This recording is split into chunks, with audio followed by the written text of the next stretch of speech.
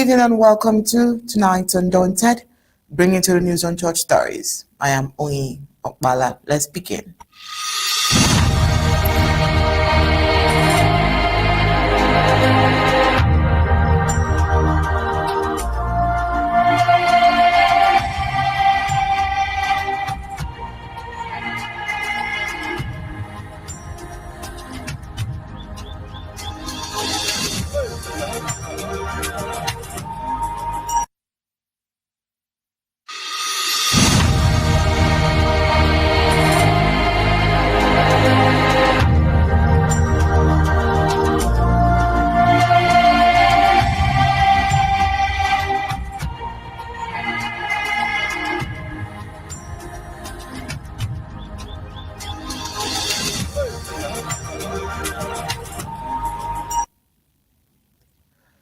With Cameroon's presidential elections just weeks away in October, a wave of political desperation appears to be sweeping through the southern Cameroon's traditional leadership. A viral photo showing a group of fawns and chiefs pledging allegiance to a president many never have seen has ignited a storm of public outrage. Critics say the rush to Yaoundé under the guise of support is nothing more than a scramble for personal gain, a move that exposes how far some traditional rulers have drifted from the communities they claim to represent. What was once sacred and dignified is now being traded for handshakes, envelopes, and empty promises. As many see it, some funds have not just lost their way, they have lost their decency. Worse still, the timing of this visit raises serious concerns and questions. Instead of using their influence to demand better roads, healthcare, and security for the water in Ambazonia, these so-called custodians of traditions are choosing political expediency over people's pain. Many citizens now believe that the funds didn't travel to Yaoundé to defend their communities. Rather, they did to auction them off. All these and more we have on tonight's Undaunted. But first, let's get the prime headlines.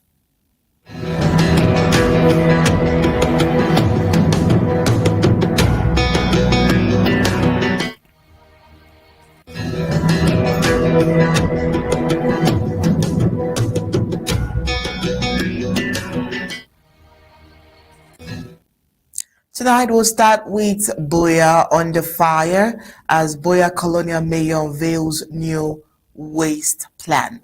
Southern Cameroons was never truly decolonized. Dr. Sako rebukes historical myths and calls for justice.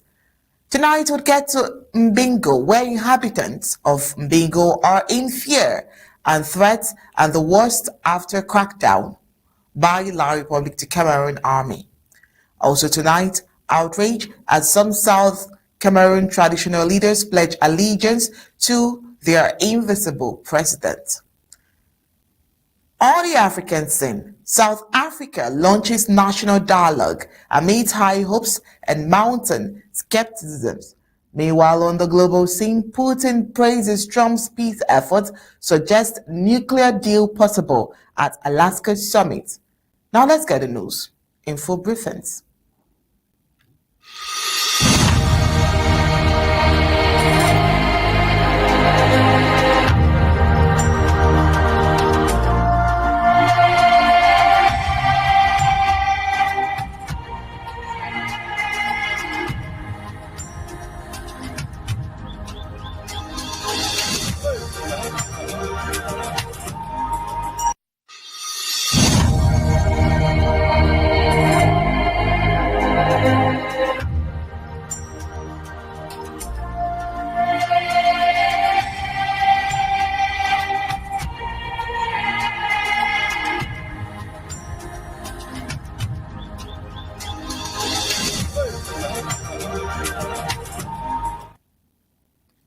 Facing intense public criticisms, The mayor of Buea has announced a new waste management strategy intended to tackle the Atlantic zone's chief severe sanitation issues. The plan, which shifts responsibility to residents and relies on private donations, comes amidst widespread complaint from the population, who recently labeled him the worst mayor the town has ever had.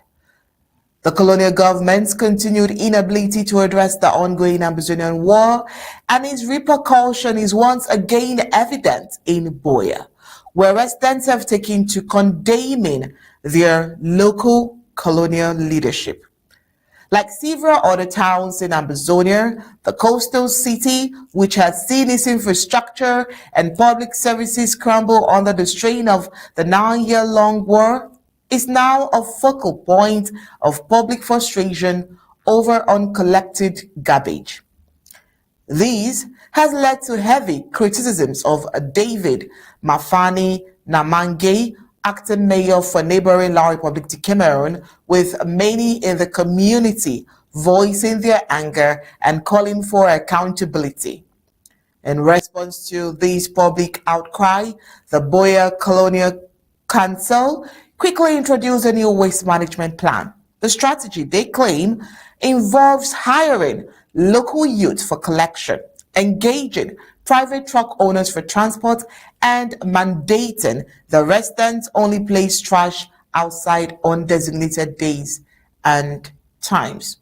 This narrative is being partially financed by a 10 million francs CFA donation from a certain businesswoman, Kate Kain, to Meti Futso, and another 5 million francs CFA from a UN official. While it is alleged that the acting council has also received some equipment from the Colonial Prime Minister's office and La République de Cameroun's Regional Assembly, the core of the plan rests on community cooperation and private funding. To critics, the reliance on private donations and citizens' involvement to perform basic municipal duties highlights the occupational government's failure to maintain services in Buea. Instead of threatening their existing contract with their state-backed company, Hisicam, which the mayor himself admits has failed, the council has chosen a path that shifts the burden into the populace, sidestepping their central government's responsibility and placing additional pressure on a population already suffering from the war devastating effects. While La République de Cameroun presented this new plan as a solution, many have considered it a reactive measure to deflect mounting public anger over a situation caused by pure state neglect. Well, tonight on Undaunted, we have our in-house analyst, Barrister Mbeseha here. And also joining us tonight is Dr. Fred Lobati. Good evening, sirs, and welcome to tonight's Undaunted. Thank you. Thank you for having us. Dr. Lobati, please, can I be sure that your audio is clear enough? Yes, I think, can you hear me? Oh, yes. Okay, good. So I can hear you well. So, and also, All right, welcome, Mbeseha. Dr. Lobati. Barrister Mbeseha, Yeah. I'll start with you so that we can set the foundation and set an agenda for tonight's discussion. On Monday, during Undaunted, we talked about this same garbage, but we talked about it in the hues of the fact that even in La République de Cameroun, they were suffering from it. Remember, that was what we talked about. And Ambazonians were asking, of what use is our cry when the government, they are begging for, it's even suffering from refuge, so much garbage and all of that around them. Tonight, 2 weeks ago, before I get into tonight's report, 2 weeks ago, we gave reports from this same Buea and Bamenda how dirty it's been. But tonight, see the direction this report has gone through. It just seems like we talk about it and then something is done about it. Something that can come as a deceit. for Ambazonians to think that something is actually happening. Maybe something is happening, but do you think that Ambazonians should be deceived with menial things such as this? Well, I don't think it's a menial thing because garbage collection involves human lives, involves your health. Dr. Lobati will tell you that better. Anything that can hurt you or your child or your family, it's not menial. It's important in your life. I remember just Monday, I made this statement here. May I repeat it? I said, nobody in his or her right thinking mind, living in Buea, in Bamenda, in Cambe, in Dop, or any of those cities, should ever believe that somebody from Yaoundé creates a company called Hasakam to come and pick garbage in the city, which they don't even dispose. They just pick and then go and dump, transfer it from one spot to the other. And then when they don't do it, the people of that city, call it Bamenda, Buea, Kumba, Manfe, wherever, they go to meet a certain man they call the prefect, chef de terre. It's nonsense, total nonsense. But seeing what from your report right now, if what you are saying is true,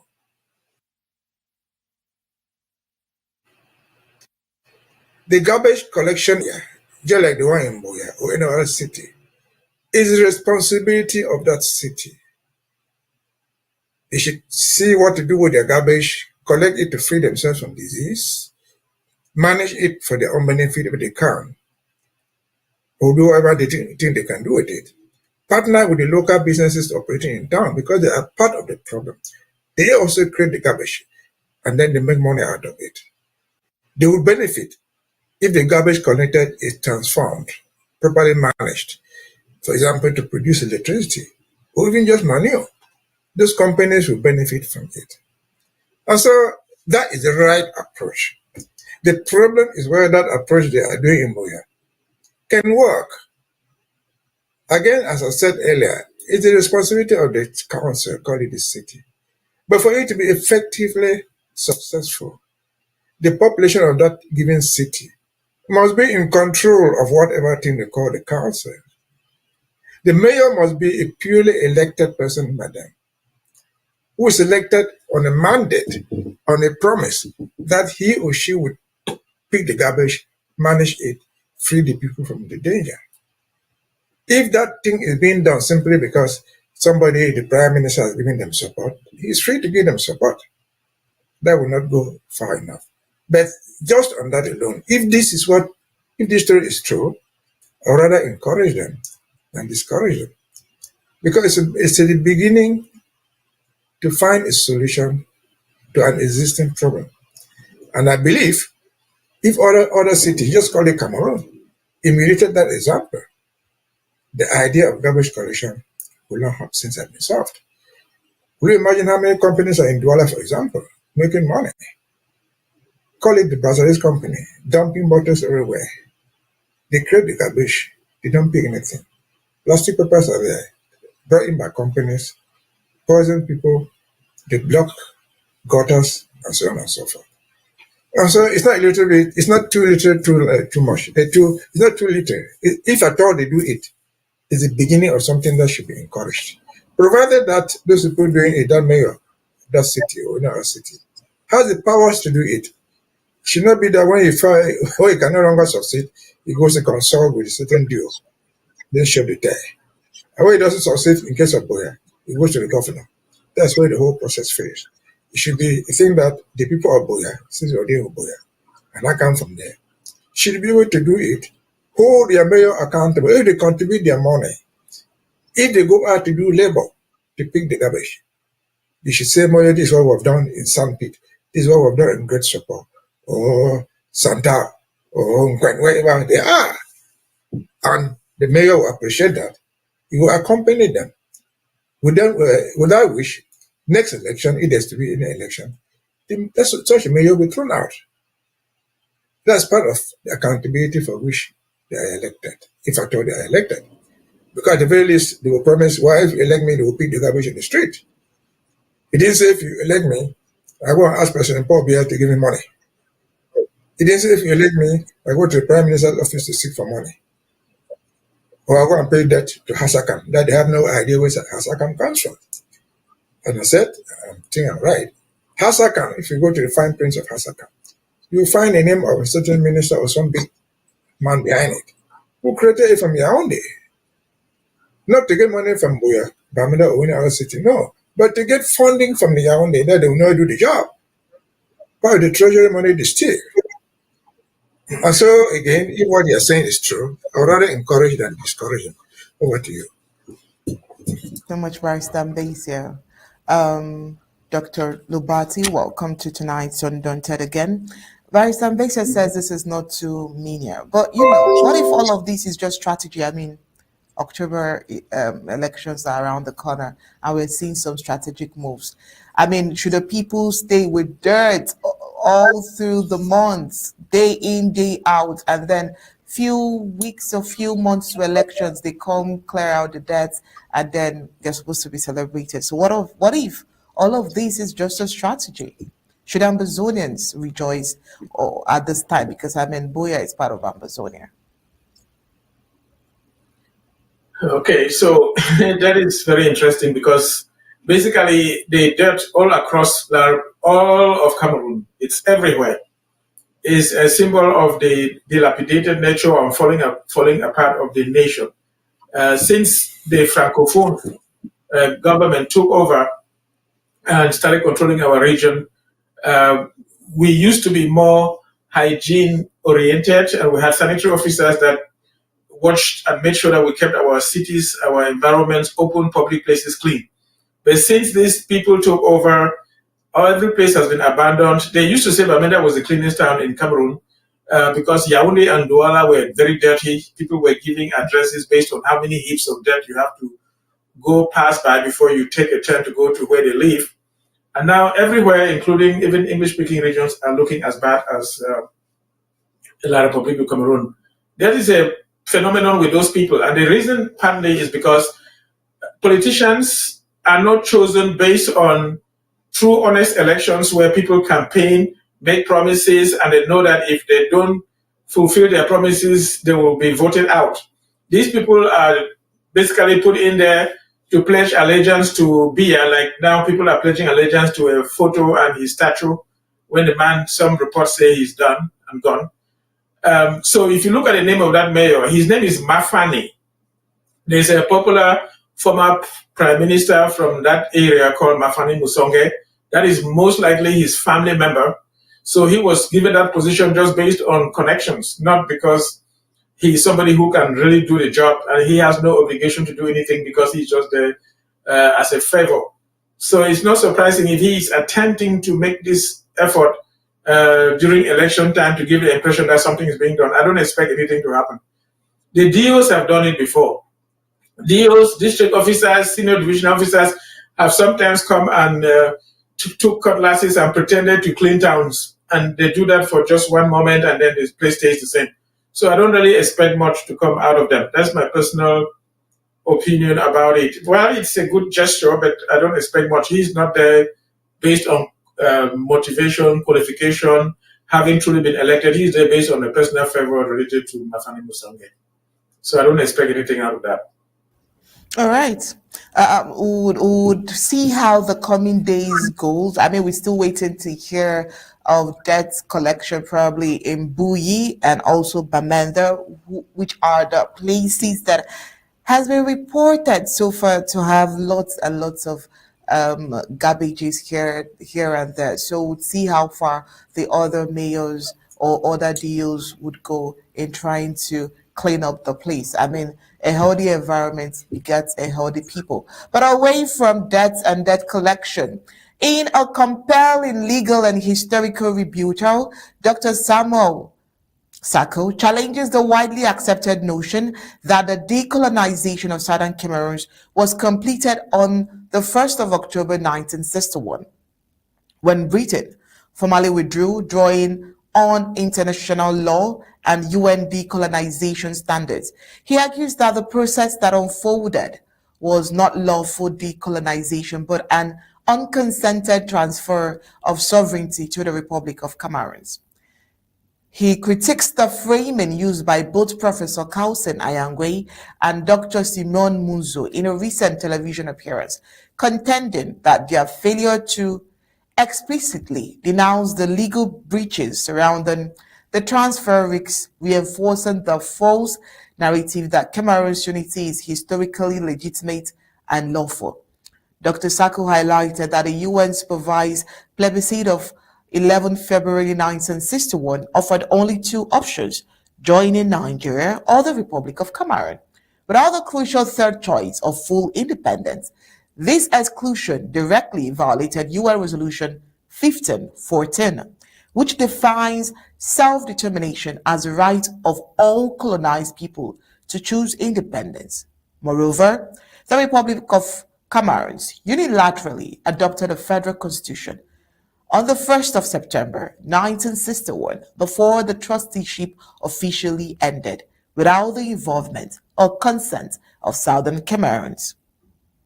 These, Dr. Sako asserts, amounted to premeditated annexation marked as a union, unlike other trust territories such as British Togoland or the Tanganyika, which underwent clearer consensual process towards self-governance or independence. Today, Southern Cameroons, known to many as Ambazonians, remains under what Dr. Sako describes as occupation, with its legal identity and autonomy dismantled by the central government in Yaoundé. He calls for a renewed international push to recognize the flawed decolonization process, genuine negotiations between equals, and sustained advocacy for the people's right to self-determination. Far from being a closed chapter, the unresolved legal and political status of Southern Cameroons continues to fuel war, conflict, making it clear that true decolonization and justice remains elusive. Well, that's just a bit of it, but let's get all of it from the president himself.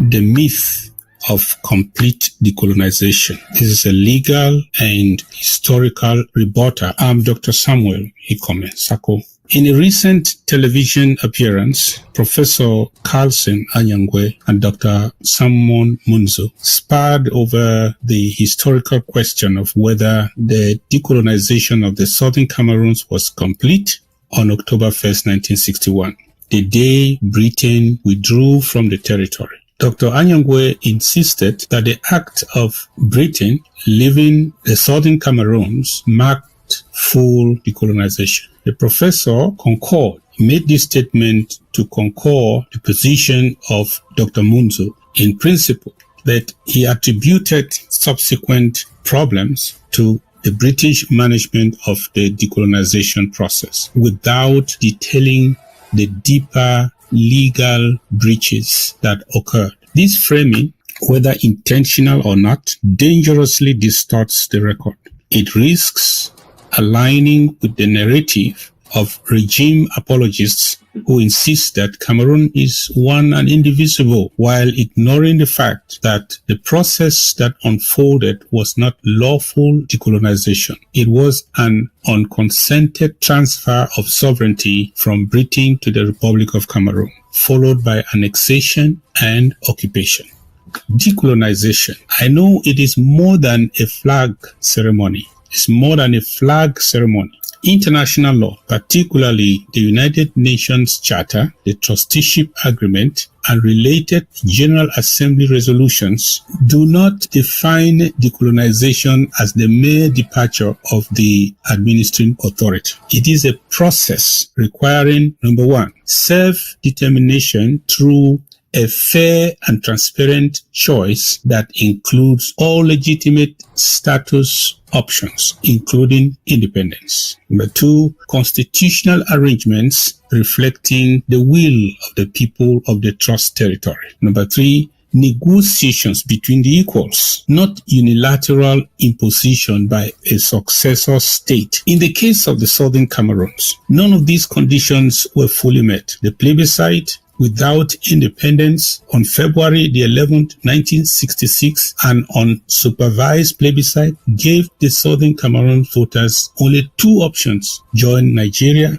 or join the Republic of Cameroon. The option of full sovereignty, the essence of true independence, was absent. The exclusion violated the spirit of the UN Resolution 1514, Alinea 15, on the granting of independence to colonial countries and people. Without the third option of independence, the plebiscite was a consultation to transfer sovereignty either to Nigeria or French Cameroon. You can only be independent by separating. You cannot be independent by joining. The Federal Constitution of Cameroon was also imposed before the trusteeship ended and this constitution was imposed and promulgated on September the 1st, 1961. September the 1st, 1961. 1 full month before the trusteeship over the Southern Cameroons officially ended. The Republic of Cameroon promulgated that federal constitution. Southern Cameroon's leaders did not participate as equal partners in drafting that constitution, nor was it submitted to a referendum in the Southern Cameroons. This act preempted the termination of trusteeship, violating the principle that constitutional arrangements must be the result of genuine negotiations between the people of the trust territory and the proposed partner state. Also, a false comparative perspective between the Southern Cameroons, Togoland, and Tanganyika. The Southern Cameroon state stands in sharp contrast to other trust territories. British Togoland in 1956 held a plebiscite offering the choice of continuing trusteeship or integrating with the Gold Coast. After the Gold Coast's independence as Ghana, Togoland became part of the new state by prior transparent consent of all the authorities and the people of Togoland. Tanganyika in 1961 moved from self-government to full independence in a clear, linear process without being subsumed by another state before independence. The Southern Cameroons, by contrast, already had self-government, a functioning parliamentary democracy, and its own head of government, arguably more advanced than French Cameroon at the time, yet was denied the independence option and absorbed by another state without consent. Annexation, not independence by joining. That's what it was. The so-called independence by joining formula, often cited to justify the outcome, was not standard UN practice. Where joining occurred elsewhere, it followed an act of independence or was accompanied by constitutional guarantees negotiated in good faith. In the Southern Cameroon's case, what happened was a direct transfer of sovereignty from Britain to Cameroon. This was annexation under the cover of UN procedure, not lawful decolonization. The danger of sanitizing the truth, and this I say to all of us nationalists, when respected nationalist figures such as Professor Anyakwe sit alongside well-known regime apologists or sellouts like Dr. Monzo, and fail to press the legal and historical truth, it risks legitimizing a false narrative, saying merely that the British messed us up, like Professor Anyangwe said, without naming the breaches of law, is an abdication of responsibility to the movement and the people of the Southern Cameroons. The problem today is that the Southern Cameroons Ambazonia remains under occupation. Its legal personality as a self-governing territory under international law has never been extinguished. But in practice, its autonomy, institutions, and cultural rights have been dismantled by Yaoundé's unitary state. The consequences are evident: marginalization, systemic oppression, and armed conflict. This is the way forward. We must revive the Banjul Declaration. The African Commission on Humans and People's Rights of 2009 recognized the need for dialogue. This means a valid entry point, and that remains a valid entry point. Genuine negotiations are needed. No imposed solutions. any settlement must be negotiated between legitimate representatives of the Southern Cameroons and the Republic of Cameroon on an equal pedestal. International advocacy is needed. We have to press for the recognition of the UN-supervised process, that this UN process in the first place failed to meet the trusteeship obligations, and that the people's right to self-determination remains a valid one. Conflict resolution. Without genuine dialogue, the conflict will persist. The war will continue. But with genuine dialogue and negotiation, a political settlement becomes possible. And here's my conclusion. The departure of the British on the 1st of October 1961 was not the end of colonization in southern Cameroons. It was the beginning of a new form of domination. Pretending otherwise is not only intellectually dishonest, it perpetuates the very injustice that has led us to the current conflict. True decolonization is yet to be achieved, and the struggle continues, not for nostalgia's sake, but because justice demands it. Thank you for listening.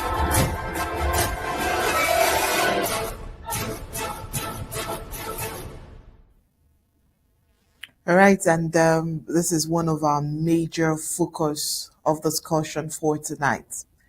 Barrister Mbeseha, this is the kind of discussion that you are naturally interested in, because it's a field for you to lecture, but you would help us tonight and do it in so much of a few words. Let's start with you.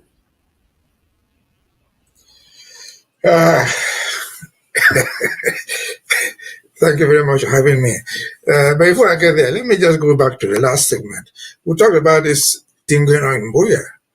I would just like to remind Buea people, because they are very familiar with this type of things, campaign tactics and so on and so forth. If you go to Buea, there's a place they call Street 1. Street 1, which is in Sako, was renamed Campaign Street, because there was no road there. But when elections were coming, they went to Bulldozer Street, it became a campaign street. And so they should be able to distinguish between campaign promises and real things that they're doing, be it garbage collection, digging of the streets, or bringing water points. I think people are mature enough to know that. Coming back to this segment, what the president has said in response to what Dr. Munzu and Dr. Kasaranyangwe did, I happen to have watched that debate myself. And again, narrative that we're giving all the time is so well known, so well documented. We've talked a million times on Resolution 1608. We've talked a million times on Resolution 1514, 1541, and the non-applicability of Section 5 of 1608. That is well known. It is well known argument. But one thing that we have not emphasized most, which is the bone of contention. To Yaoundé, is British Southern Cameroon and Ambazonia, are they a people as defined by law? Are they a people? Of course they are. Ayangwe and Cousin can agree to that. A people is defined in different terms, but the most recent definition of a people that will fall in is the Banjul declared, the Banjul judgment, Communication 26603 from 2009, where Yaoundé sought to argue that British Southern Cameroon, or West as they call it, they are not a people. They are just part of their country. They are not identifiable as a people. That court told them, no. The people of the Northwest and Southwest are a people. They meet all the definitions of international law of what a people are. They have a population. They have defined boundaries. They have a vision in terms of education and in terms of law. That decision has not been challenged. Therefore, we remain a people. All the diatribes of what Munzu was saying there, because I thought it, some of it was laughable. But I don't want to go back to it. If Anyangwe, Carlson, and Dr. Munzu and other legal experts agree that British Southern Cameroon, they are a people under international law because they have a population, they have a culture, they have a boundary, they are identifiable as a people. As a people, they have a right to self-determination wherever they are. They would also agree that whether this, what Yamda is saying that it is one and indivisible, is based on the fact that sometimes in 1961, we as the people of Ambazonia, Southern Cameroon, voluntarily voted to join them. And once they took us, they absorbed us and then declared one and indivisible. Now, it doesn't happen like that. Yamda even agrees. They celebrate 11th February to share these people came in voluntarily. Once we identify as a people, our cause right now of self-determination is recognized internationally. We are not the only people in the world who have gotten into unions with other people freely, who have the right each time to decide what to do. Examples of it abound. For example, Canada is made up of Greater Canada and the people of Quebec. Very minor, the minority in Canada, but they are a people. They are defined by their language, by their culture, by their physical boundaries. Quebecois are a people. Take it to the UK. What they call the UK is the United Kingdom. It's a kingdom of Scotland, Ireland, and England. The Scottish, the Irish are a people. Because they are a people, they have the right to self-determination. And they have always asserted that right. The Scottish people have been given a referendum where they want to leave the Union or not, forever. The Quebecois in Canada have been given that right at any time they want to vote to leave the Canadian country because they are people where they determine their own future by themselves. Each time they have been given this opportunity, they themselves have voted not to opt out of their so-called union, be it the UK or be it the Canadian government. That is not the end of it. You see, we used to know something called the USSR, Union of Socialist Republics of Russia. Those were different people, different communities that came together voluntarily. They are broken off voluntarily. Each has asserted their own rights, including Ukraine. And so I imagine hearing Dr. Munzu citing Tanganyika and Zanzibar. he mistakenly said, well, remember Tanganyika was a trust territory of us. They were 13 trust territories. Zanzibar was one of them. They got independence-ish. They decided to form a union and create a new country called Tanzania. They are free to break off it. They don't no longer need it at any time. Do I need to cite the example of Senegambia? Senegal was an independent country. Gambia, one of them. They agreed, there were people, they agreed to join and create a country called Senegambia. At the given moment, they said, no, this union is not working. They walked away. And so I've been in this practice of law since 1983, 40 years plus ago. I've combed all the United Nations records on other international agreements. I've not found any legal document that says that any people who voluntarily enters into a union cannot quit that union. I've not found any text like that. If they can all agree, including here, when they were by respecting 11 February, that we voluntarily went into that union, let us forget about decolonization. That Ambazonians, call them Anglophones, voluntarily voted to enter into this union. They have the legal right to voluntarily opt out of it. So that's the basic thing. Dr. Anyangwe and Munzu were arguing two different things. Anyangwe said, it's probably right, he said that each time they go to Britain, the British say, well, we'll finish our job of decolonization. Why? Because Resolution 1608 stated in paragraph 4 that come October 1st, the trusteeship agreement would end upon Southern Cameroon joining Cameroon.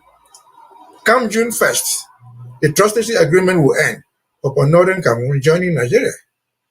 And so when they go to Britain, they say, well, that's what the United Nations said. And we left. Fine. So would that be? But the United Nations was saying that, was pronouncing on the plebiscite of 11 February that we had voted. Paragraph 1, 2, and 3 had talked about the plebiscite. We had voluntarily voted to join this group upon negotiations. Even if we negotiated then and agreed on the terms of the federal constitution, that did not extinguish our right as a people at any time to revisit that agreement and leave. That's what the Scots have been doing in London, in the UK. That's what the Quebecers have been doing in Canada. And so all that thing of Dr. Munzo and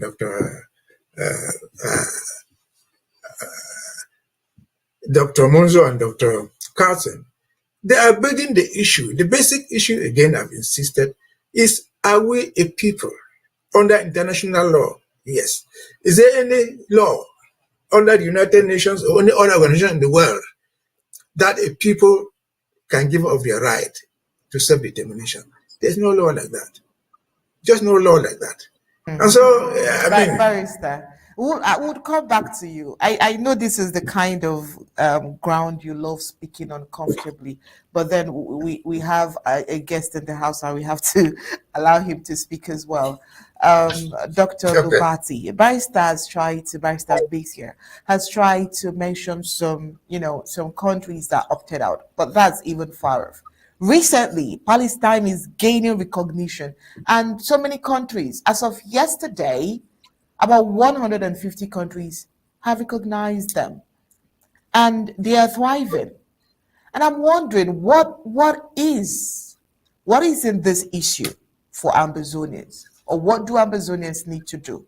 Are there diplomatic moves at this point? This distributor by Dr. Sako is very sensitive at this point, because I'm asking, what does Ambazonians need to do differently? Countries who are not even standing on the governmental premise Ambazonia has, and the kind of course, there are basic things a country who is seeking for independence should have. Ambazonia has all of that and even more. They are gaining all of the recognition that they deserve. They are getting the momentum. They are being recognized. What is holding Ambazonians at this point? The history is there. And that was why I started with Barrister Mbeseha, given the history again, aside the history that Dr. Sako tried to give. Barrister Mbeseha gave this history. With all of this, what is stopping Ambazonians from being recognized like other countries, using Palestine as a case study? Yeah, wow. That is very interesting. There's a lot that I can actually say in there, but first of all, I agree totally with what Dr. Sako said, and I also agree with what Barrister Mbeseha says. I will come to the issue of the Palestinians and what is holding Ambazonia.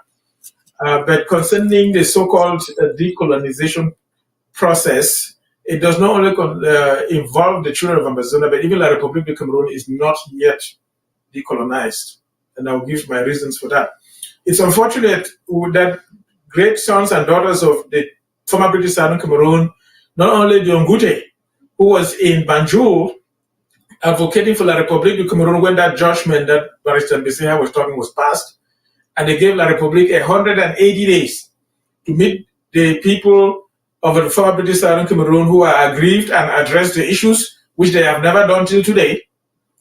And then also in the 1990s, when things came to a head and there was violence and grievances movement all across the country, and the English-speaking were meeting in Bamenda and Buea, Carlson and Nyangwe and Dr. Munzo were spearheading the discussions and putting the grievances of the English-speaking, and they actually threatened that if La République did not address the issues within a certain time frame, they would declare the independence of former British Southern Cameroon.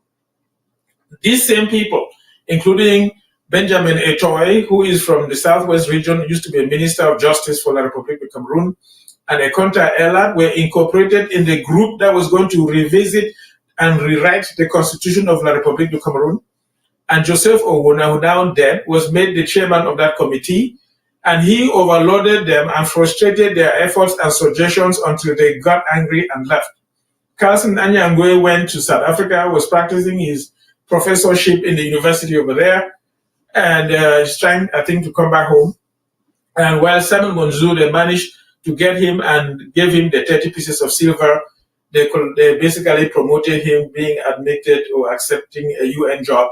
And so right now, Simon Monju is actually working for La République du Cameroun. So his words are not reliable. He is a shelf of what he was in the past, and they are not trustworthy. It's very unfortunate. Simon Carlson Anyangwe was active when he went to South Africa with the people that were active for our cause, to the point where he even at one point not only advocated to become the president and leader of the advocacy group, but I think he even assumed leadership, wrote some great books. But in his aging position now, they are basically trying to make it easy for themselves to go back home and feel comfortable wherever they're living. So they are not reliable. The situation here, from my personal perspective, is that it is not only the children of former British Southern Cameroon, but in fact, most of the African countries have not truly been allowed to be independent. They allow blacks to pretend to be presidents. If I don't want to go and talk about Nigeria here, let me focus only on Cameroon. They allow black-looking people, dark-skinned, flat-nosed to be presidents, but the economy is controlled by the so-called colonial masters. And so what happened here is that after the Second World War, Britain and France, they were devastated, extremely heavily indebted, and they did not want to let basically those countries go away without the resources. So even though our forefathers advocated for true independence in Manfred, the British insisted and lied that British Southern Cameroon would not be economically viable. And that's why they were forcing us to either join Nigeria, that the British will control economically, or join La République du Cameroun, that the French will control economically. And we don't want to go into the details of productivity, where the British Southern Cameroon was not only supporting itself, but was also supporting the British Northern Cameroons economically, just based on economic activities within Southern Cameroon. So Southern Cameroon was able to take care of itself, and the British were lying. And so in connivance with the French, they came to an agreement. They will get the Northern Cameroons to stay with Nigeria. You know, they knew what they did. I don't want to go into that right now. But for the Southern Cameroons, that was a little bit heterogeneous and difficult to convince to stay with Nigeria. They had a common agreement that if we voted in the so-called plebiscite, which we were forced to stay with La République du Cameroun, then France will give Britain £2 million in exchange for the investments in West Cameroon. And that is why the British don't have anything to say. But regarding our joining La République du Cameroun, like I said, La République du Cameroun is not independent.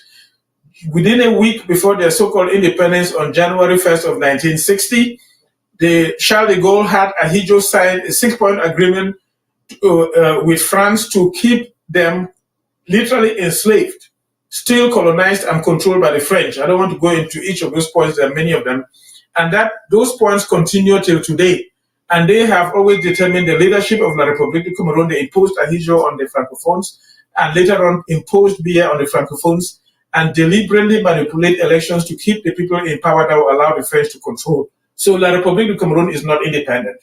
And so too, when they maneuvered us to pretend to have voted in a plebiscite to join La République du Cameroun, then they claim that we see La République du Cameroun as the ones colonizing us and all of that. It's the French using La République to control us for our resources. Now, so the two countries, English-speaking Cameroon and French Cameroon, are not independent, and the decolonization process was not complete. There are portions of the German Cameroon, part in Nigeria, part in Chad, part in Central African Republic, part in Gabon, part in Congo, Brazzaville, that are also not independent because I don't want to go into the details, because French-speaking Africa is not independent. Now, so coming back to the issue of countries being recognized by others, the concept of the League of Nations that mutated into the United Nations, basically it's a club of the victors of the wars. They control the true decision making in those bodies. The rest of the world sits there in that common assembly and say things. But basically, the League of Nations, you had the big players in there were Britain and France. France was always crushed by the Germans. The Germans were not in there because they were not accepted with the others. So Britain and France controlled the League of Nations. The United States, even though Woodrow Wilson developed the ideology that created the League of Nations, the US Senate did not vote for the United States to join the League of Nations, which is why the League of Nations failed. And so because they failed, and their purpose was to purportedly prevent further wars from happening, because they failed, it led to the Great Depression and eventually the Second World War. And this time, the United States joined. And so in the so-called, and they mutated the League of Nations into what is called the United Nations. And in that League of Nations, the major decisions makers in the past used to be France and Germany and Britain. In these United Nations, the major decision makers are members of the UN Security Council, which include 5: Britain, France, United States, Russia, and China. And Russia and China were incorporated basically because Russia participated in the winning and crushing of Hitler, and China because of their population size. But the decisions of the United States Security Council are major done by the United States. If the United States is not for anything, it doesn't matter the noise that is made in that UN assembly. And I don't want to go into about Israel. The very Israel you're talking about that is denying the Palestinian their statehood, disregards any decision by the United Nations. And the United States is one with Israel. In fact, all the military arsenal of the US is at the disposal of Israel. When they want to fight wars, they can use anything the US has, right through to nuclear weapons. That's why Israel doesn't care. And so they have the cover from the United States to do whatever they want. And so it doesn't matter whether France comes out pretentiously claiming to have recognized the Palestinians, as well as even Britain coming out pretentiously recognizing the Palestinians, as long as the United States is not recognizing the state of Israel, the state of Israel will not recognize the state of Palestine. The state of Israel will not recognize the state of Palestine, and it will not be materialized. That is what is truly going on there. Don't worry about what the Russians say or the Chinese or any Arabic nations say. It doesn't matter. If the US is for it and they twist the arm of Israel to be for it, the Palestinians will have their state. Coming to the children of Ambazonia, I don't think that there is anything else that we need to do specifically, because we have said everything, and the facts about the children of Ambazonia is well known, both to the United States, to Britain, to France, all the nations. They know. They are just hypocrites pretending. The thing is that the earth nations and resources were divided among these, what we call superpowers. So the United States was concentrated on the resources in the Middle East, the Arabic nations, Saudi Arabia, Kuwait, Iraq, and all those countries, and they want to crush Iran. They used to control Iran, but when the Ayatollahs came in, they didn't, which is why you have the hostility against Iran and all the others. They allowed the French to eat in sub-Saharan Africa. So while the United States was eating in the Muslim world, they allowed the French to eat in sub-Saharan Africa. So they think that is a territory for the French to eat from. And so whenever things are happening, the French, they speak with the US and Britain in the background, behind the scenes, not in public. And what they commonly agree on is what they do. And their media will not mention it. Whether it's CNN, Fox, whatever channel you consider to be important, they will not mention. That's why they are not saying anything about Ambazonia. And in spite of the 60,000 that have been killed, you will not hear them mention anything, because there is a conspiracy between these nations and this international media. You hear people talk about conspiracy theory. It is not a theory, it is a science. There is a conspiracy, and the science is to find out the conspiracy, and that is part of it. The Western media collaborates with the Western governments to cover up activities that the Western government does not want the world to know about, and Ambazonia is one of those. And so I don't think we need to worry much. We need to stand on our ground, keep saying what we're saying. Things are going to change. So what do you realize happening in La République du Cameroun? The embarrassment of a literally, practically, functionally dead person whose pictures are being put out, even his statue is being carried by people, and some social media francophone activists are saying that he's truly physically dead, even though they are hiding it. It will not be surprising. This is an embarrassment to the whole wide world. The whole wide world is laughing. It's a laughing stock of a 92-year-old person who is functionally, truly, like, not dead.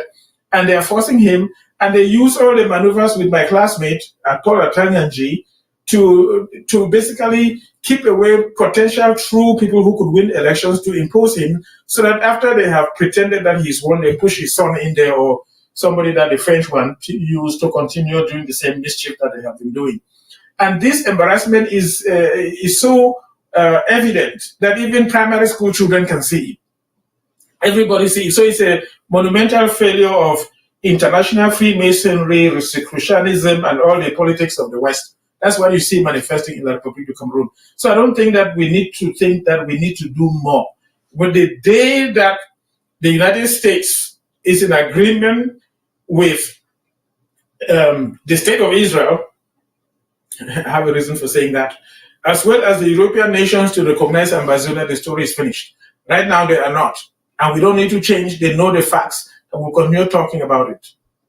That is what is going on from my personal perspective. Oh yeah. Okay, I love the direction you're coming, and the use of the children of Ambazonia is quite strategic in today. All right, Barrister Mbese here. So according to Dr. Lobati, Ambazonians just need to do what they are doing, and very soon everything will get as clear as it's supposed to be. That brings me to ask, on Saturday, there is going to be a draft. It is tagged Draft for Diplomacy, or Draft of Diplomacy, as the case may be.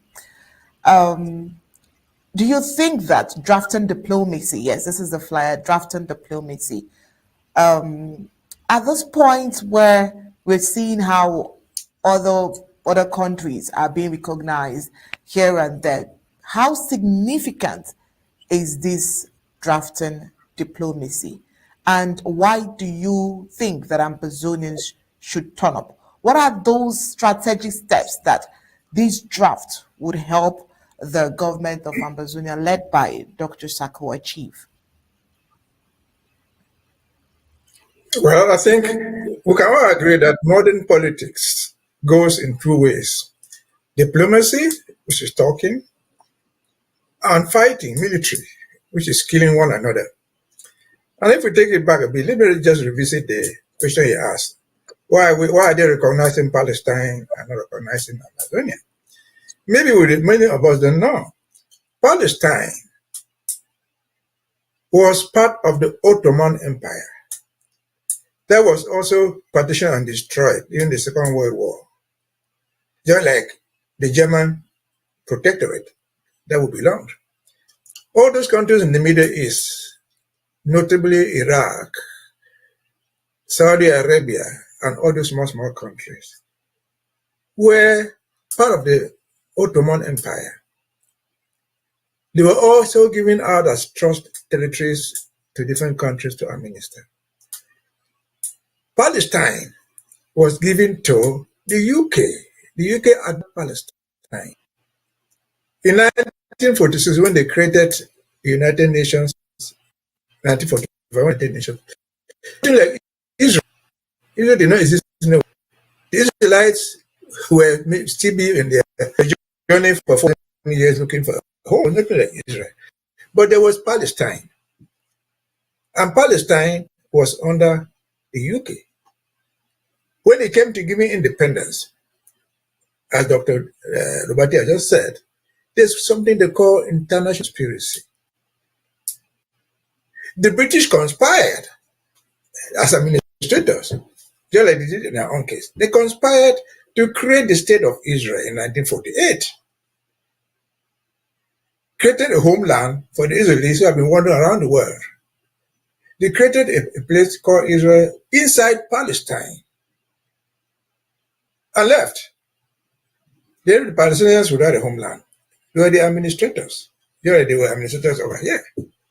And as Dr. Lobati says, with their conspiracy, including the UK, they armed Israel to the teeth, gave them all the weapons that they could, And so 8 years, 9 years into that 1967, the Palestinians who have been left homeless, whose property have been seized and Israel planted in the middle, sought to recover it. And of course, they sought to recover it by war. With the help of the French, the help of the Americans and the UKs, Palestinian resistance was partly defeated. That's what they call the 1967 Six-Day War. They defeated them militarily. And to think that, and believing that they will end up their resistance forever, they divided what was left between what was left for Palestine. Israel occupied all the land and divided what was left into two, into what they call the Gaza, that you find fighting going on now, and the West Bank. These are all areas of Palestine. They thought that they would never come back together, just like today in the case of Southern Cameroon. When they divided Northwest and Southwest, they thought they would never come back together. But they divided that country into two, Gaza and the West Bank. And the resistance has continued. The Palestinians did not stop. When they realized that the PLO under Yasser Arafat was going to win, it is the Americans who said, make democracy, conduct elections, because Yasser Arafat was too strong. They conducted elections. Hamas won in the Gaza, and the PLO remained in the West Bank. But it did not end up said it is international conspiracy. The Palestinians have never left. They have resisted all along. And as you're saying, you've asked the question, why would not be recognized? They are trying to recognize Palestine today. Many, many years after 1948 that they were dispersed. Why are they recognizing Palestine? Why are the British wanting to recognize Palestine when they created the problem in the first place? Why are the French announcing that they would recognize Palestine when they were part of the assimilation process? It is simply because the Palestinians have resisted. They have killed them in their thousands, if not in their millions. They have suffered under the watchful eye of the world until 2024, when South Africa, an independent country, a member of the United Nations, said enough is enough, and sued Israel at The Hague and obtained judgment, obtained an indictment for Netanyahu. And now they've woken up. They don't know to recognize it because they have been fighting for years, 450, 60, 70 years, and they have not yet lost. So what is the best option? Let us just get with their recognition. Palestine has been there. They have been members of the United Nations for years, but observers, they were not voting. And so again, coming back to the draft, which is what you have said on diplomacy and what we have to do next. I want to answer the question. What we have to do next is to draft. This is specific for diplomacy, which is actually important going forward. Because our cause is not yet lost. Our cause is not yet lost. And so we'll do it diplomatically and militarily. This particular draft is called diplomatic. Are people not aware of what they did to us? The British, the Americans, and the UN. They are aware. I think I've told this 10 times over, that in 2010, the very United Nations sent a representative to come to Buea to mark the 50th anniversary of the so-called unification. And that guy came with two maps to show that this thing you call Cameroon are two distinct people. These facts are not lost, but we will lose everything if we keep quiet. Resistance is better, and resistance is always the answer. Karma is coming to haunt them. The British have realized what they did to Palestine. They are coming back on their word after 1948. They have realized that they are realizing what they are doing to Ambazonia, thanks to the resistance that were mounted, especially through Dr. Sako. And so this draft is actually important because we have to go knocking the doors. Why going using the few dollars we have to buy rubber guns, to buy stones and spears? Because the world is not keeping quiet. They are not blind to these sort of things. There comes a time that even the United States will say, no, enough is enough. The United States is begging Britain, begging France, don't recognize Israel, don't recognize Palestine. Why? Because they don't know what to do. These are their allies. And so, again, back to your question, what we need to do is to draft in this diplomacy And the subsequent draft, they will be going to arm our small army. Because they are doing all that to us. They are not going away pain-free. They too are suffering. Their own people are dying as well. They are losing the economy. We're talking about garbage and everything. We don't have a duty to construct any road. They have the duty to read because they are colonial masters. They don't even have the money to do it. You see fires burning everywhere. So they are not at all at peace. Their narrative of one and indivisible has failed. They themselves have now accepted the form of state has been visited. And so it is thanks to this effort that we are drafting. It is thanks to this education that we are giving out. Much of which we have just read. I'm not sure that any of us were there big enough in 1961 to write anything. And so our history is not lost. We have lost a lot, but we have not yet lost the whole battle. So let us go draft and draft and draft, be it for diplomacy or for the regular defense that we have. That is the thing that will save us. Our problem right now is most of our own people, or some of them, are tired. They thought that it will come tomorrow, the next day. Revolutions don't end that way. Occupation does not end within hours. It takes time. And so they should not be discouraged that we are doing it now. Our brothers, our parents didn't do that much. But they thought, when they thought that they had come up us. If Pobia, if we can read in his mind, it took 1,000,000 times for a whole politician to come publicly and announce we wanted to assimilate them, but it has failed. This is coming from the president of Cameroon, not an activist. This is the president telling the world we wanted to absorb these people who failed. Therefore, they recognize that we are there. Let us continue to resist. Our resistance will depend upon how we draft, upon how we educate ourselves. Over to you. Thank you so much, Barrister Mbeseha. I love the words of encouragement there. Of course, people would definitely get tired of something that they are craving for, and it may look like they are giving up, but just hold on there, like you've said. I love those words of encouragement. Dr. Lobati, drafting diplomacy on Saturday. This is the first of its kind, and people may not understand what the president tends to achieve with the drafting diplomacy on Saturday. And I'm sure that for some very strategic reasons, you do understand that. And I would want you to, say if in a few words why drafting diplomacy is very important and why Ambazonians will need to turn up on Saturday. Basically, it's just the same like, if you have a stepmother in your house who doesn't like the children, and the children are hungry, they're having discomfort in their abdomen because they have no food, and they give up saying that I'm hungry. The stepmother is despising what their complaints and not taking issue with it. But as long as you continue saying that I'm still hungry and crying, eventually it will get through. Somebody will hear, and one day you will get something to eat. So what I'm saying is that we need to continue doing what we're doing. We need to continue giving the draft. When we talk about diplomacy, who are we talking about? Who are we seeking to talk to? We're trying to break through to Trump himself, for example. You think that Trump doesn't know what's going on in Ambazonia? People have high hopes that he will come and then he will be different from Biden and just announce that Ambazonia is now recognized and things will be gone.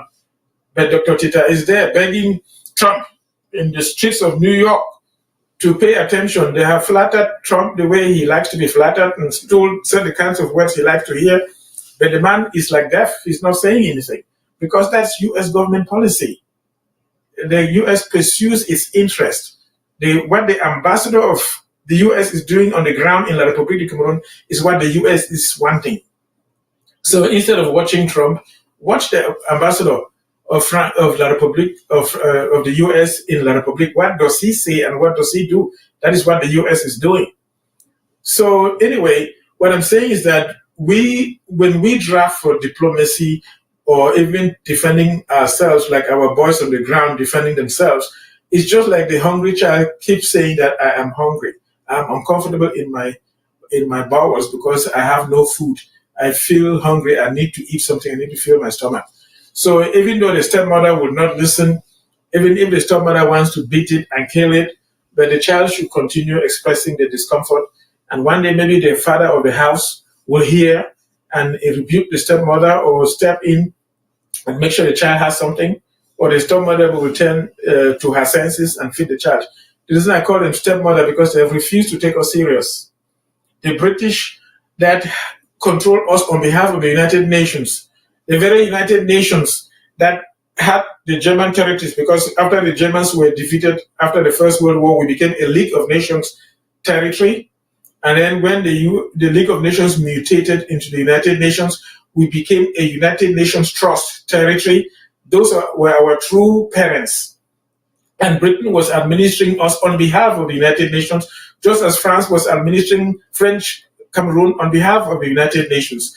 But they betrayed us, because what was supposed to happen, they were supposed to meet in the conference of Fumban with the UN seated there, Britain seated there, France seated there, La République representative seated there, our own representative seated, and they craft an authentic document of a federation of two equal states coming together to recognize it as a true union.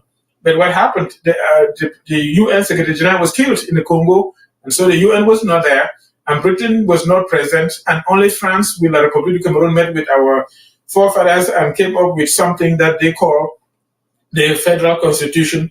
And that Federal Constitution said that the form that they agreed can never be tampered with. But it was a fake federation. But what happened with time, they tampered with the federation part and then called it one and indivisible. So that's why you hear that the form of state cannot be tampered with. When Buea is talking, he's taking that clause of the initial form decision that the form of the state that was agreed will not be tampered with. And then he's imposing the one and indivisible that was not in Fumban that they crafted after 1972 in there, which is just fraud. So anyway, what I'm trying to say is that we should continue doing what we're doing. We should continue drafting and defending ourselves on the ground. What La République is doing, I'm sorry for taking too much time, is that you talked the other day about the troops that are being recruited by La République du Cameroun. When this revolution started, La République Francophone citizens were enthusiastic. They went into our territory and some died. And that frightened the Bulu Betis from Buea's tribe. So what they did was they pulled them back to the ministry to sit in there dressed up as generals and colonels giving instructions. And then they took our children from the southern zone, trained them, sent them to the northern zone to be killing our people, then took some of our children who were Okada drivers, young boys that the military torments on the streets, who thought their lives would be better off joining the military, from the northern zone, trained them and sent them to the southwest. And what they want to accomplish is we are killing our brothers from the southwest dressed in La République military uniform, thinking that we're killing La République military, while they are killing our people, calling us terrorists. And that is happening there. And what is happening is that we are killing ourselves. And that is what actually the whites want, because the birth rate among Africans is very high, while among them is very low. And so they want to use war, like this that they have faked, to kill ourselves. They want to use the weapon of hunger and manufacture diseases, even human manufactured diseases, to reduce the population. That's what's going on there. That's the conspiracy, which if you don't see it fully, you will think that something's going on. The French are behind all of this, guiding them and making us kill ourselves. And the moment our eyes are clear, our boys that are sent to go kill our brothers will not kill them, and we will also not kill our own, and they will have no power. But as long as you don't see it, you think that it's La République military who went to Banso and he killed them. And some of them have been molested homosexually and subdued, even hypnotized to think that they're serving Buea, but they don't know what they're doing. They think they're serving a La République government, but they don't know what they're doing. They were sent there to be killed so that we kill ourselves. And that's what's going on. So anyway, I'm sorry for taking it that far, but that's what's going on. We should continue the draft. We should continue doing what we're doing.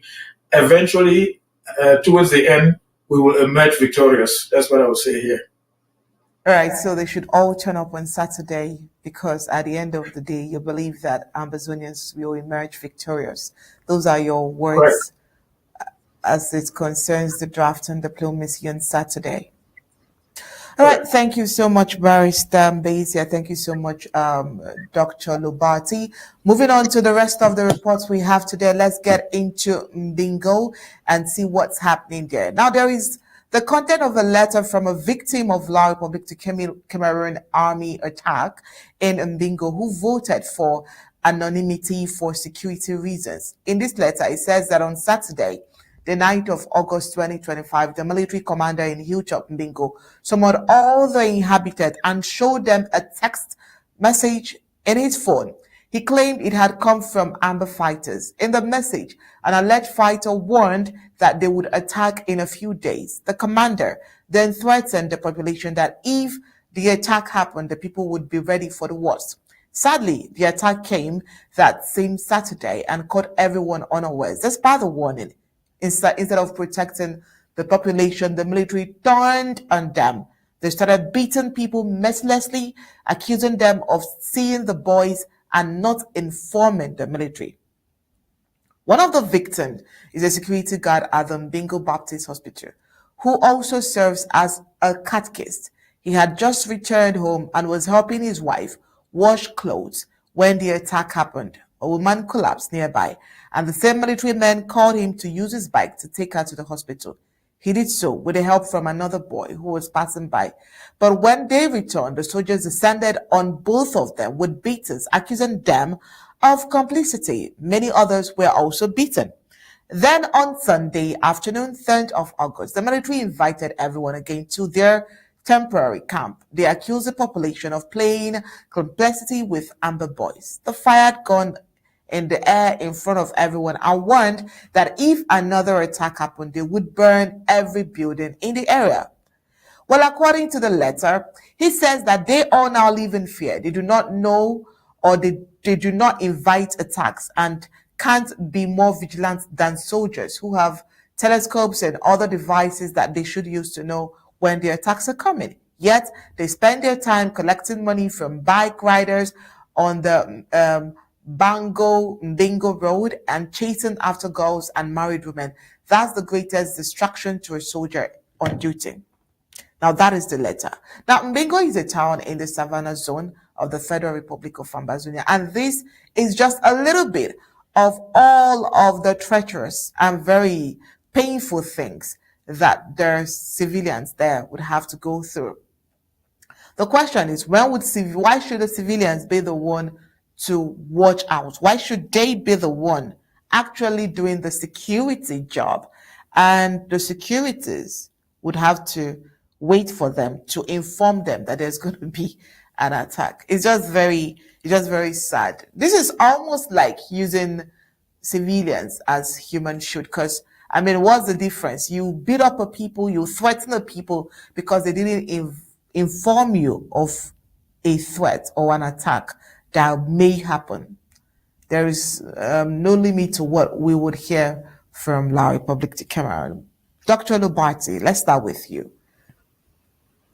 Very interesting. That Mbingo hospital that you're talking about, I worked there, as well as I worked for 4 years with the Baptist at Basel Baptist Hospital and in Mbingo before I came to the United States. In 1992, in 1990, when the SDF was formed, I was working in Mbingo and left that afternoon to go to Undaunted for the launching of the SDF and marched to Liberty Square.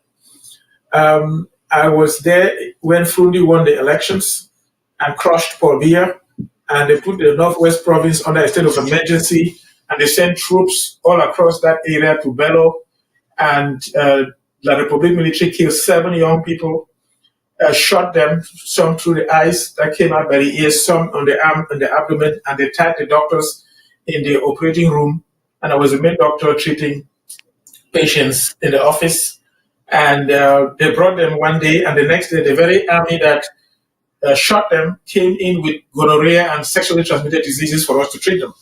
So I know the place very well. And that market that they're talking about never really used to be there. It used to just be some few stands where some bananas were sold, but eventually with time, throughout time, which is now almost 30 years, it's developed into a market where people are selling all kinds of things. So you have the military there. It's just a confused military. And I already described the situation. They believe the Bulu Betis, Buea tribal people, they will not be among that military. They have been put in Yaoundé, in military offices, and sometimes they may bring them to Bamenda and put them up to be giving instructions to junior officers who are primarily Anglophones, and they may have some few Bamikes and some few Basas in there, send them, and they put them on the field for a menial pay of about 80,000 francs a month, which they never get. And they want them to be extorting money from people driving on the streets. And you find them forcing women, I saw it with my own eyes, to go cook and come and feed them before they even rape them. Yes, we used to go to those rural areas. Those armies sit on the side of the road, see people's wives or people's daughters, force them to go cook and come and feed them, and then they rape them as well. So they do all those atrocious things. And so they are threatening because they hold a gun and have bullets. And that's why they're threatening the population and say that they will burn. What have they not done in Ambazonia? They have burned villages. So this is just a small threat that they are making. If they care, they can know it's sad. It's sad when your house is burnt. They can go around trying to do the same thing that they did. It will only implicate them the most.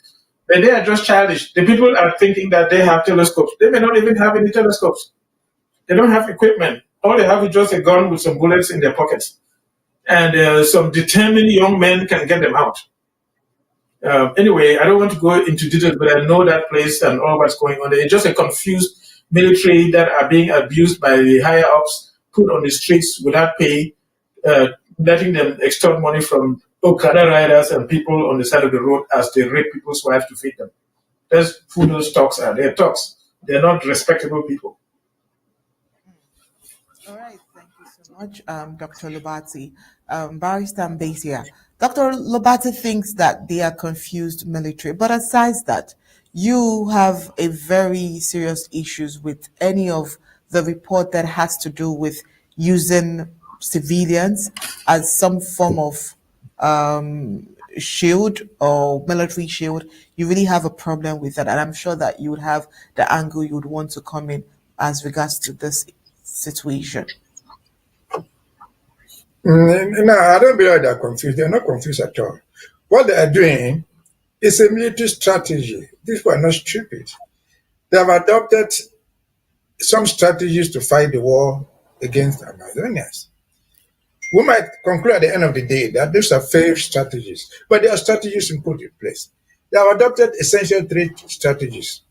One, the strategy of killing people. They kill you. Whether you agree to or not, they kill you, they shoot on sight. That's a strategy. It's not confusion. The second strategy they have adopted is fear. They instill fear in the population. It's well calculated.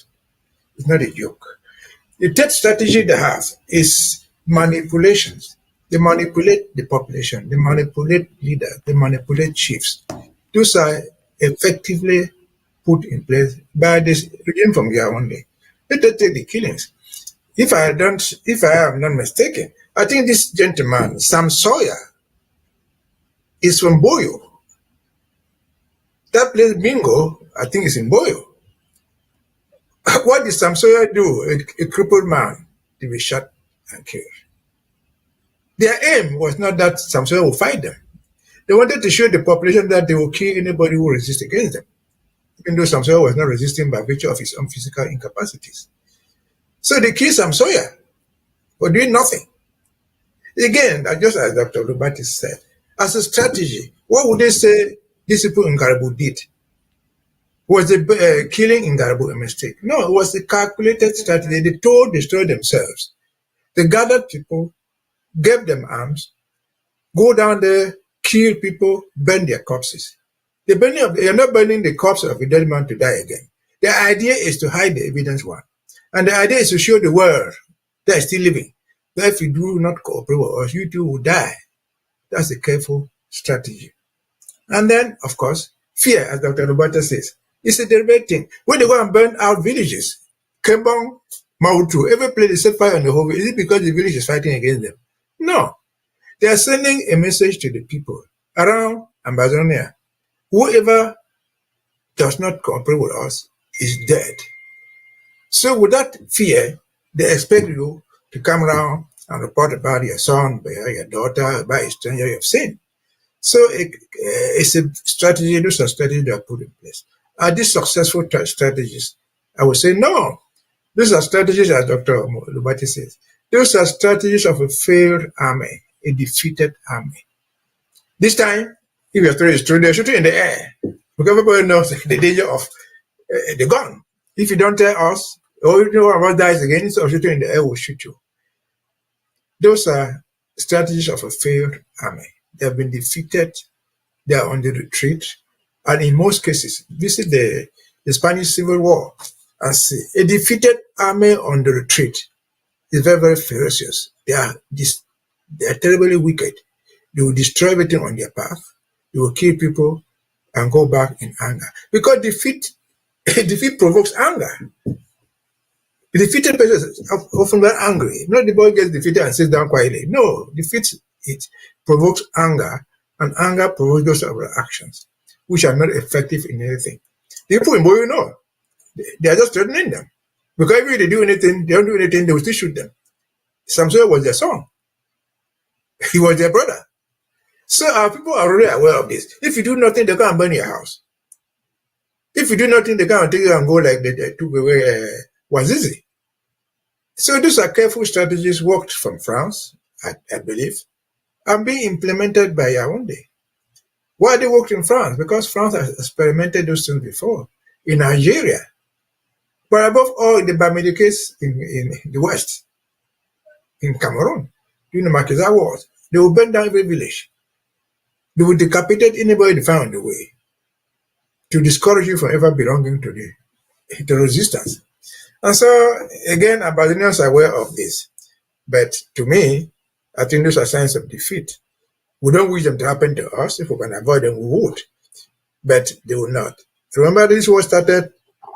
What was the first message in Manu? They said they are coming down to Daddy, whoever, to destroy everything there. It was their own colonial master who told us their deal, escape, because they're coming to visit you with order of violence. And they did. Was the whole community fighting? No. They wanted to send a lesson. Whoever resists us will go through this path. And so that's the wrong strategy. It is not working. It has not worked for the past 8 years. It will not work. Let's keep doing what we're doing. If they come your way, do everything to save your life. Avoid it if you can. Don't carve in, because if you don't cave in, they will still do what they want to do. Because they have done so in so many other places, so well documented by themselves. And so it's a failed strategy they are trying. It does not work. It will not work. I believe we shall prevail. Over to you. Thank you so much, Barrister Mbeseha. And to the last report for tonight, a viral image currently making rounds on socials has sparked a widespread criticism, showing a delegation of traditional rulers from the southern Cameroons pledging support to the president of Cameroun, a figure many of them reportedly did not even get the chance to see. Critics argue that the show of support is driven not by conviction but by personal gain. Imagine pledging allegiance to a president you couldn't even see. They are only there to fill their pockets before returning, one critic noted. The move has ignited debate over the increasing politicization of traditional institutions in the Cameroons, with many lamenting that chiefs and fonts are now acting like politicians than cultural custodians. Some voices within the community have gone as far as accusing these leaders of abandoning their people. Most of them now live in Yaoundé. They have moved their fondoms there and left their communities in ruins. They are even selling traditional rights to survive. These are observations from Ambazonia. Speculation also surrounds the composition of the delegations. There are claims that many first-class funds declined the invitation, leaving only second and third-class chiefs to attend the controversial gathering. This person was asking, where were the real funds? I saw no important fund in that picture. He says that in his dialects, they call these ones mini funds or sub-chiefs. While the funds of Kum and Bafud were notably praised online for abstaining from what they referred to as a charade. The backlash intensified as questions were raised about the roads these traditional leaders used to travel, with critics pointing to the deplorable state of infrastructure in southern Cameroons. They were asking, what bad roads did they pass? Our people are suffering, and instead of fighting for development, they go begging or selling their birthright. As public sentiment continues to soar, this incident has rekindled long-standing concerns over the erosion of traditional authority and the growing disconnect between local rulers and their communities. Barrister Mbeseha, I would have asked you the same questions. What roads actually did they ply to go for this courtesy visit? Because every now and then, Ambazonians are screaming, no road, no roads. The few good roads are being blocked for whatsoever reason. But we're not the only ones asking. Ambazonians are asking online where these pictures were trending. What roads exactly did they pass? But that's even aside the point. Elections are around the corner. It's amazing that you're going to pay a courtesy visit to someone who you know would not see you. Who exactly did you go to see? That's the first question I'm asking today. The second question is, with all of these issues going on, isn't it worrisome that able young men, chiefs, would carefully, in their right minds, actually, go to vote someone who may not even be able to let me hold down my words here, Barrister Mbise. Let's start with the first one. How does this move make you feel? Well, it makes me feel very sad. Not because what they did is even too sad, but very sad essentially because of the people who are doing it. Not because they call themselves fawns and chiefs, no. But because those individuals carrying those caps and calling themselves fawns and chiefs, about 60, 70, 80% of them are well-educated young men and women. They've gone to school. A good number of them have university degrees. And they've reduced themselves to this level of behavior. And so are they going there? The question is, they are going to Etudi. Who are they going to see there? What is the goal? They are going to Etudi to do what? To see President Paul Biya or to see someone else? What is the purpose of their going? To support a candidate. Then it tells you that in Ambazonia, in Cameroon in general, politics has changed completely. Because in all modern parts of the world where politics has value, candidates come towards the electorate. They come to meet you on campaign, give me your vote for this. The electorate does not go to meet the candidate. So they have reversed the whole nonsense of politics. Politics, those vying for power, come and meet the people, not those who whose power is being, whose vote is being converted, going to meet the candidate. That has never happened anywhere in the world. But bottom line, what are these guys doing? They are just taking money. Their problem is money. I saw this morning over at Equinox. Somebody asked, who is paying them transport? Do those funds, wherever they live, the bulk of them live in Douala and Yaoundé, maybe. Do they remove money from their pockets to pay and go there? Even if they do they come back empty-handed? They don't come back empty-handed. They come back with their pockets full of money.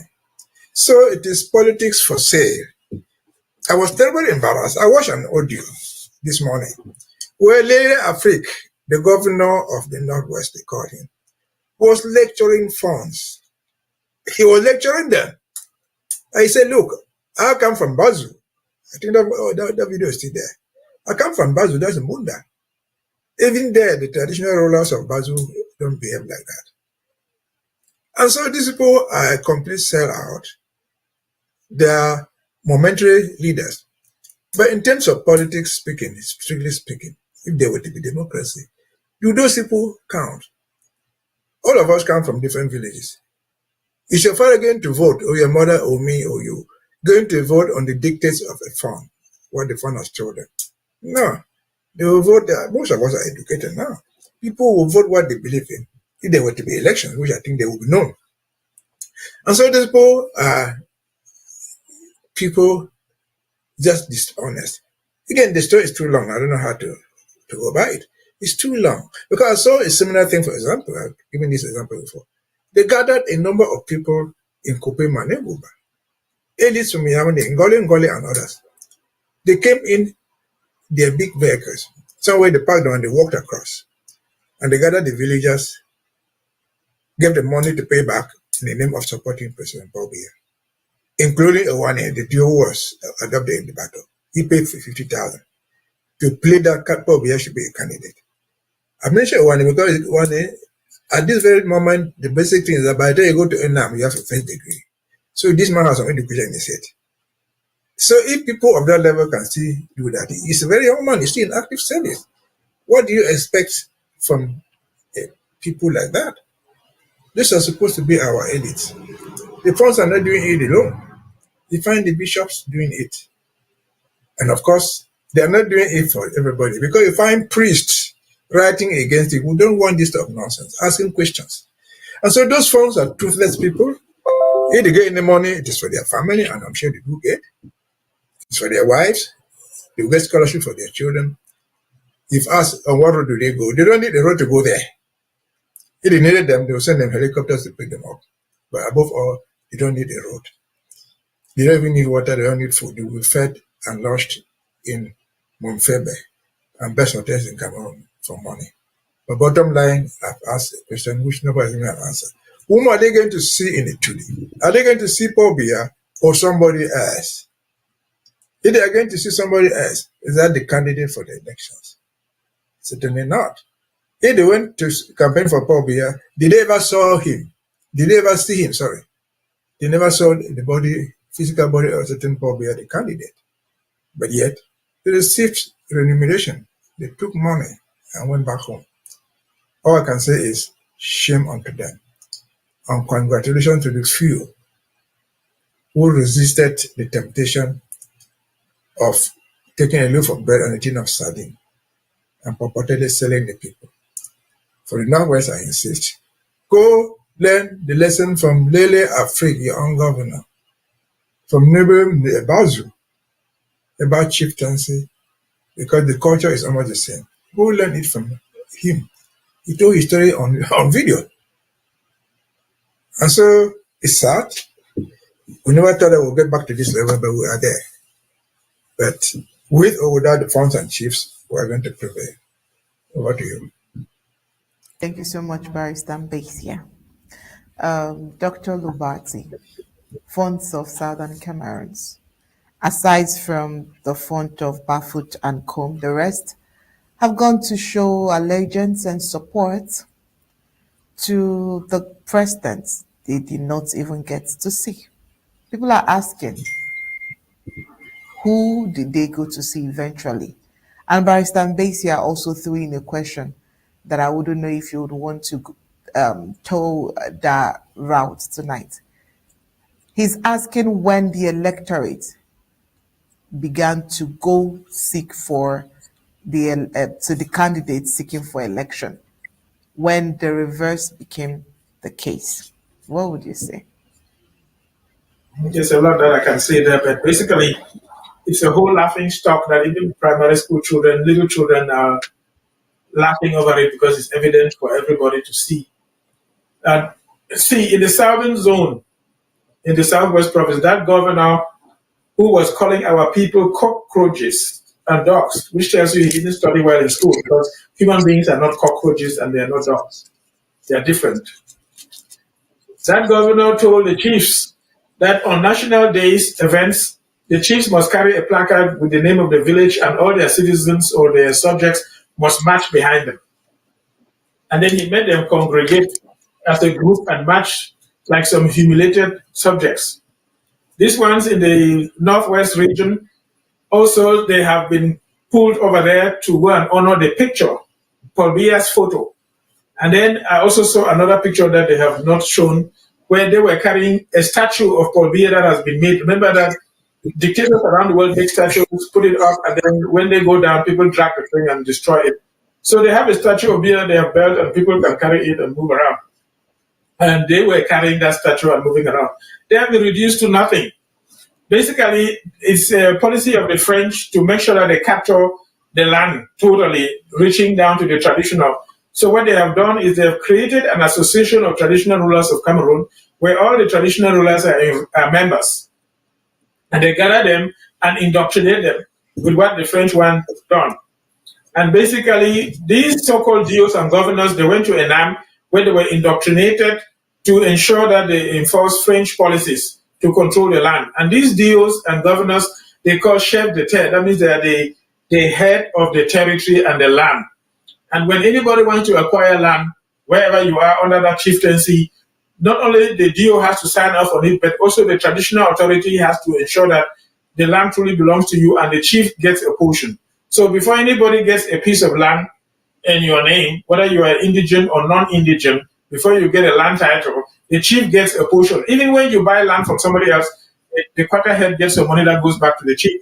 So they have had them through these organizations, capture them. And then every month, the DOs are the ones who go to the palaces to give them their salary from the government, which comes through the Ministry of Territorial Administration.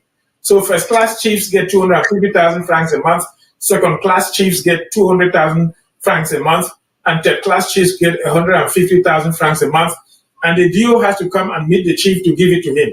So the person who is reaching out to give you the envelope of your money is bigger than the person who is receiving. So they have made a small DO, any subject, a small boy anywhere, who managed to have been bribed his way into Enam to be the head and the leader and overseer of the traditional ruler. So they have been reduced to nothing. But I'm not truly worried about it because, society is changing rapidly in phases. What the chiefs were 200 years ago, 100 years ago, 50 years ago is not what they are today. They have been reduced to nothing. Don't worry about that dress that they put themselves in. It's just like a peacock that blows its feathers up and looks bigger than the true size of the peacock. These people are just human beings like everybody else, and they die. Just like the popes die, and the bishops and archbishops, whatever you call their titles, they die. They also die. And traditionally, they say that the chief never dies because when he passes, then they immediately choose a successor, and then they say that the chief is now alive. But he is dead.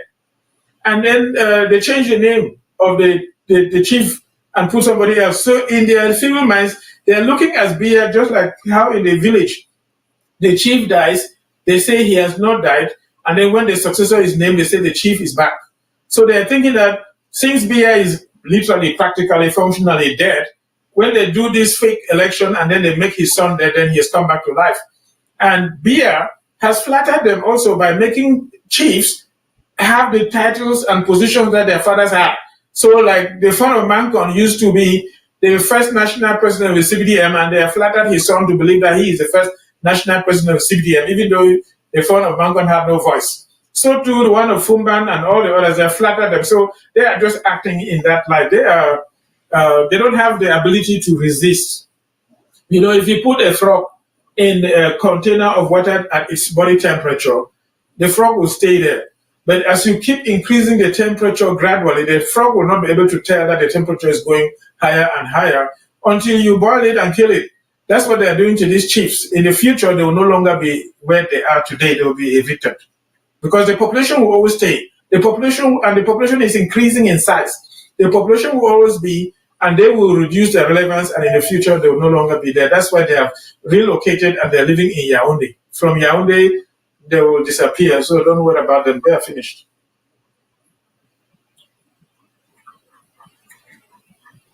Tonight on Undaunted. Thank you so much, Barrister Team Base here for coming anytime we call. Is at this point would allow you to go. And we hope that all that you've said, especially the one for drafting diplomacy on Saturday, we hope that on Saturday, Ambazonians will come out in mass to draft diplomacy as is being called on by the President, Dr. Samuel Ikome Sako. Thank you so much. Thank you so much for coming on tonight, Undaunted. Thank you for having us. All right, and right after the break, when we come back, we'll take a look at South Africa as South Africa launches national dialogue amidst high hopes and mounting skepticism.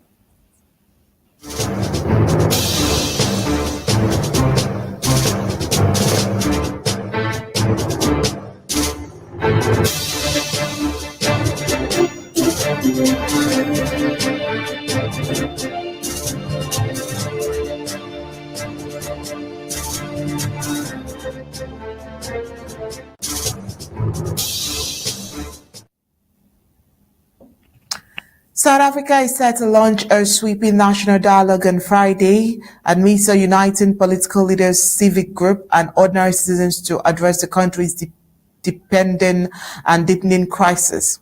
The initiative, called for by civil society and formally endorsed by President Cyril Ramaphosa, is being viewed as a major turning point for the nation, though questions about its cost and potential effectiveness looms large. The dialogue is intended to be an inclusive process that brings together representatives from across the political spectrum, as well as leaders from faith-based organizations, labor union, business, traditional authorities, and grassroots movements. Well, according to government sources, the talks will focus on some of the most pressing issues facing South Africa, including widespread unemployment, persistent poverty and inequality, systemic corruption, rampant crime, and the degradation of public services.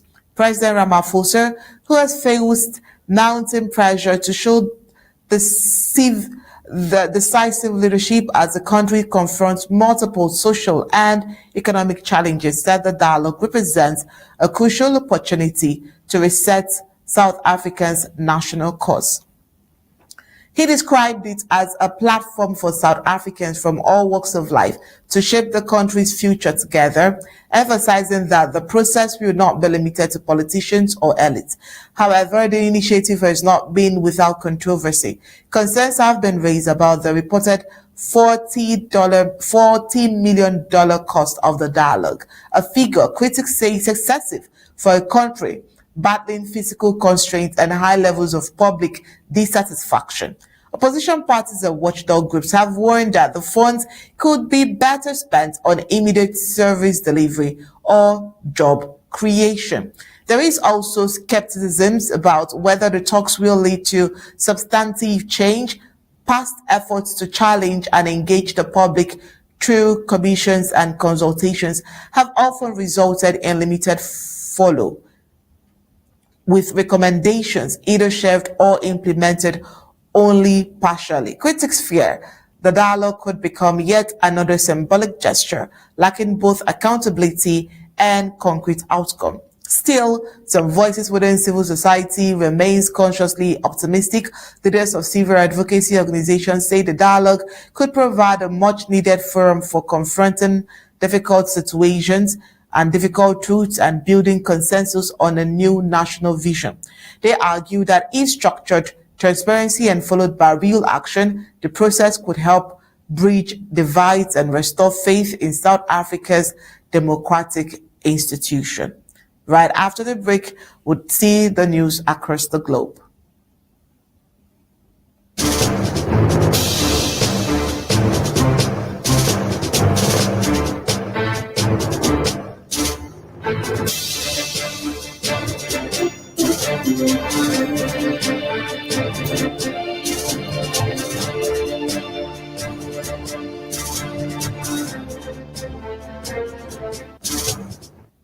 Russian President Vladimir Putin on Thursday praised the Trump administration's efforts to bring an end to the war in Ukraine, describing them as energetic and sincere, while also signaling that a new nuclear arms control agreement between Moscow and Washington could be within reach.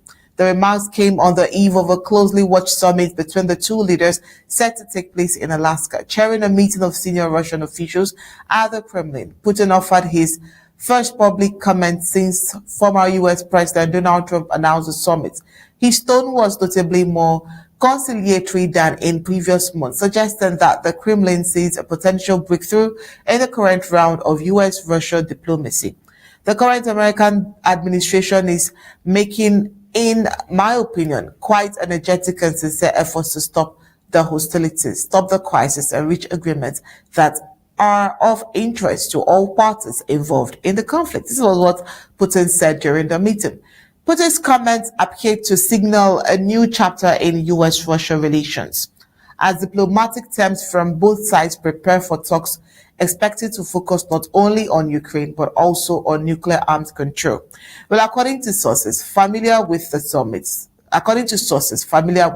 preparation, officials are considering ways to revive or replace lapsed treaties such as the New START agreement, which expired without renewal amid worsening relations in recent years. The Alaska summit marks the first formal face-to-face agreement between Putin and Trump since the former president's return to international diplomacy. It comes at a time when the war in Ukraine remains deadlocked, with heavy casualties and no clear path to peace. Observers see the meeting as a potential opportunity to de-escalate the conflict and re-establish channels of communication between the two world's largest nuclear powers. The Trump team has framed the summit as a step towards resetting relations with Moscow, which have been strained by years of sanctions, proxy conflicts, and mutual distrust, while Trump has faced criticisms in the past for his overtures to the Kremlin.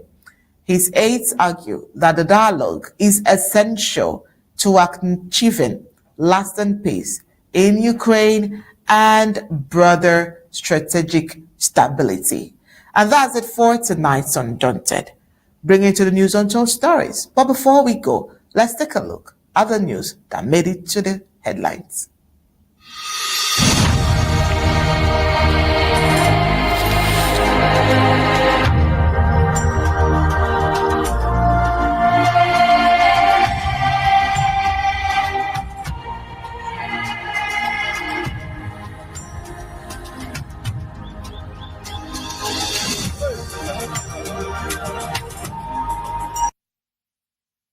All right, tonight on Undaunted, we told you that Buea is on the fire as Colonial Mayor unveils new waste plan.